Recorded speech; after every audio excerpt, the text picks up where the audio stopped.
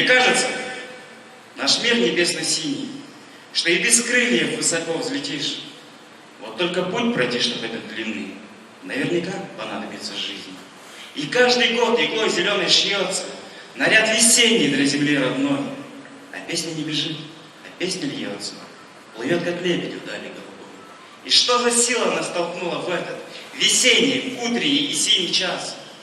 А может, это мы ласкаем ветер, а может, это он ласкает нас. Ты в синем ручейке омоешь ноги. Эх, стала бы волной моя рука. И мы пришли, закончилась дорога. Ах, отчего она так коротка? Где синие цветы, ты спросишь? Нет их. Побег зеленый ивовый найди. И сразу ива в этом мире синем вокруг рассыпали синие цветы.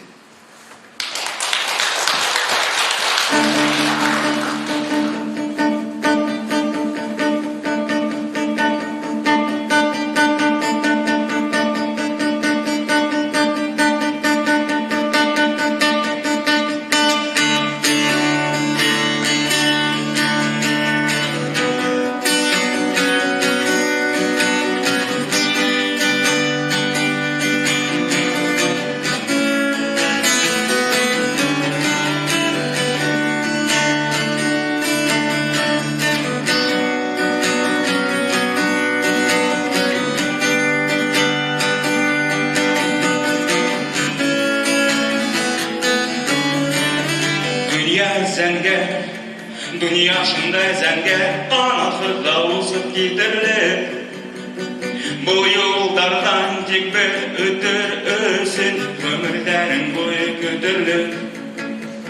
Yerde uyup sıkkan yeşil önetige yata bayram güllegi. Hilgilerin yok güdeyim, kimdir altı zengir güllegi. Yine güzgün dağı kavuşturdu, beti şulay zengir yerleri. Bilmeli yerler köleyim, yılmeli bitir geley. Yine güzgün dağı kavuşturdu, beti şulay zengir yerleri.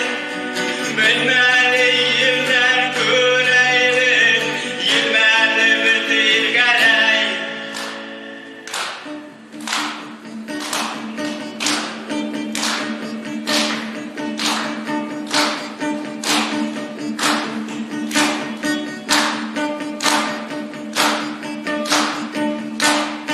Ayağımdı zenge şişme yuva, yine толқын түгіл қолдары.